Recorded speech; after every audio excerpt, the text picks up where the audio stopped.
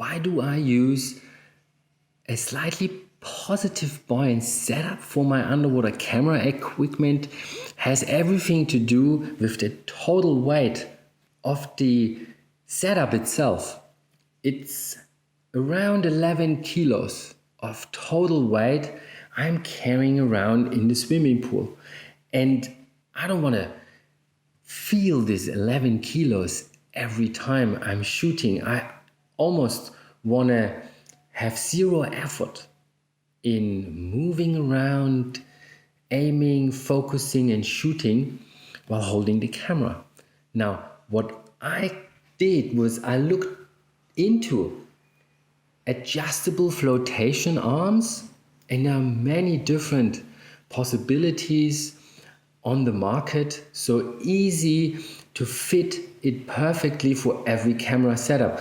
And my flotation arms are coming with nearly indestructible compressed foam, which is very light, and this will help me to give a stabilization, a better buoyancy control towards my whole equipment and when I handle it. So not just only different length possible to adjust your lightning and play a little bit around with it.